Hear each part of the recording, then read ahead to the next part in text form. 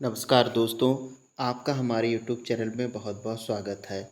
आज हम आपके सम्मुख एक नवीन विषय को लेकर उपस्थित हैं। आज हम लोग लद्दाख के बारे में चर्चा करेंगे, कुछ उनके फैक्ट के बारे में हम जानेंगे। भारत की स्वतंत्रता के बाद लद्दाख जम्मू और कश्मीर राज्य का हिस्सा था, लेकिन 31 अक्टूबर 2019 को इसे केंद्र शासित प्रदेश का दर्जा दिया गया। यानी 31 अक्टूबर 2019 को सेंट्रल गवर्नमेंट के द्वारा इसे यूनियन टेरिटरी बनाया गया। लद्दाख में लोकसभा की मात्र एक सीट है। 2024 में जब देश में लोकसभा चुनाव हुए, तब जम्मू कश्मीर से पृथक होने पर प्रथम बार यहाँ भी एक लोकसभा सीट के लिए चुनाव हुआ,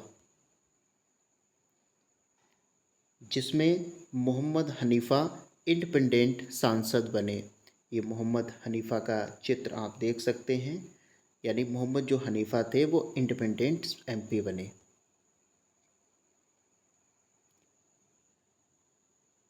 Lieutenant Governor of Ladakh is Kavindra Gupta. He was sworn into office on July 18, 2025। यानी जो लद्दाख के उपराज्यपाल जी हैं वो कविंद्र गुप्ता जी हैं, जिन्होंने 18 जुलाई 2025 को शपथ ग्रहण की। कविंद्र गुप्ता जी आप देख सकते हैं। आइए देखते हैं कि इंडिया के मैप में लद्दाख की स्थिति कहाँ पर है। बिल्कुल नॉर्थ टॉप में है। ये 3 कंट्री से अपना बॉर्डर शेयर करता है, चाइना से और अफ़गानिस्तान से और पाकिस्तान से।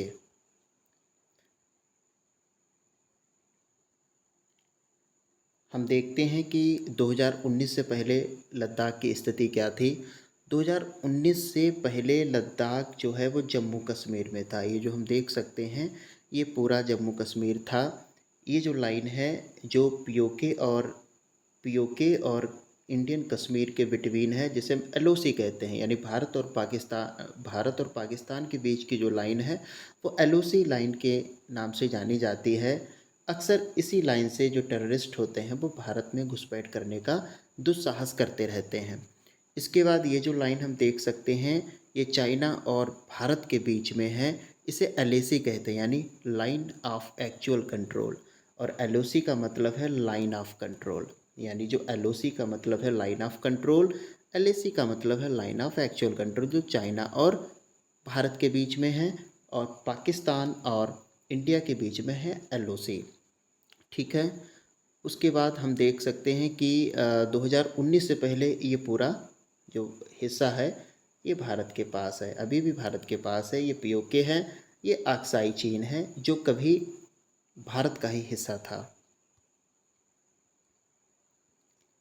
अब हम देखेंगे कि current situation of Ladakh after separation from Jammu Kashmir. जब जम्मू कश्मीर से लद्दाख को अलग बनाया गया तो हम उसे मैप में देखेंगे। इस मैप में हम देख सकते हैं कि ये जो लद्दाख है जो जम्मू कश्मीर से अलग कर दिया गया है, ठीक है, ये पीओके है, ये एलओसी लाइन है, ठीक है, और ये जो लाइन है वो एलएसी है। हम देख सकते हैं कि 1962 में जब भारत और चाइना का वार हुआ था तो चाइना ने इस हिस्से को अपने कब्जे में ले लिया, जिसे अक्साई चीन कहते हैं। ये जो ट्रायंगुलर हम देख सकते हैं ये है आपका सियाचिन ग्लेशियर, जो भारत के पास है, भारत के पास इसका अधिकार है। और यहाँ पर हम देख सकते हैं कि 1963 में एक सक्सकाम जो वैली है, जिसे जिसे पाकिस्तान और चाइना के बीच में एक एग्रीमेंट हुआ था, जिसमें पाकिस्तान ने इस चाइना को इस सक्सकाम वैली को दे दिया था। यानी 1963 में इस पर चाइना ने एक समझौता के तहत पाकिस्तान से ले लिया था, जिसे सक्सगाम वैली कहते हैं। तो हम देख सकते हैं कि लद्दाख की 3 कंट्री से बॉर्डर सीमा लग रही है, चाइना से लग रही है, अफ़गानिस्तान से लग रही है, यदि हम पीओके को इंक्लूड करते हैं, क्योंकि पीओके भारत का ही हिस्सा है। तो अफ़गानिस्तान से इसकी सीमा लग रही है और पाकिस्तान से भी सीमा इसकी लग रही है लद्दाख की। ठीक है, तो जो है 3 देशों से इसकी सीमा लग रही है। लद्दाख में 7 ज़िले हैं, जिसमें लेह पुराना ज़िला है, कारगिल पुराना ज़िला है, द्रास नया है, जास्कर, नुब्रा, सांगकू और तुर्तुक, यानी टोटल जो है वो 7 डिस्ट्रिक्ट्स हैं।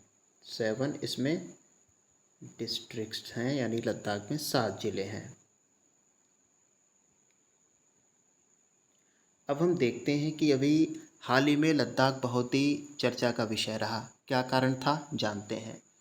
अभी हाल में लद्दाख में कुछ मांगों को लेकर आंदोलन चल रहा था, जो 24 सितंबर 2025 को उग्र हो गया, जिसमें लगभग 4 लोगों की मृत्यु हो गई और कुछ लोग घायल भी हो गए।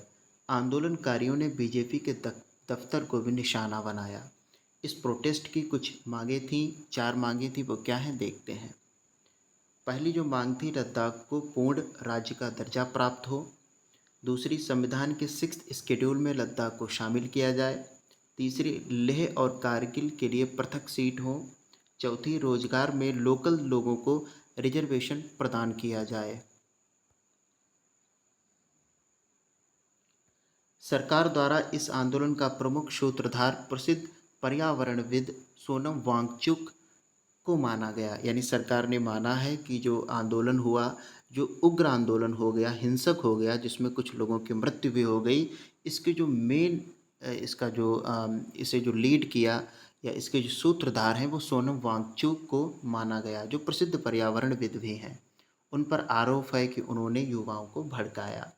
26 सितंबर को, यानी 26 सितंबर 2025 को उन्हें एनएसए के तहत गिरफ्तार किया गया, यानी नेशनल सिक्योरिटी एक्ट के तहत गिरफ्तार किया गया, जिसकी बहुत आलोचना भी हुई। 2 अक्टूबर 2025 को उनकी गिरफ्तारी के खिलाफ उनकी पत्नी गीतांजलि ने सुप्रीम कोर्ट में याचिका दायर की, यानी उनकी गिरफ्तारी के अगेंस्ट उनकी वाइफ ने सुप्रीम कोर्ट में अपील की। 6 अक्टूबर 2025 को सुप्रीम कोर्ट ने उनकी याचिका पर सुनवाई की और अगली सुनवाई की तारीख 14 अक्टूबर को तय की। अब देखते हैं आगे क्या होता है। तो धन्यवाद। ये हमारा जो है आनंद नॉलेज ओशन यूट्यूब चैनल है, आप इसे लाइक कर सकते हैं, सब्सक्राइब करें, शेयर करें, आपको जानकारी अच्छी लगी हो। ऐसे ही हम आपके लिए उपयोगी वीडियो लाते रहेंगे, ऐसे जो विषय होंगे वो आपके सामने लाते रहेंगे। तब तक के लिए नमस्कार, जय हिंद।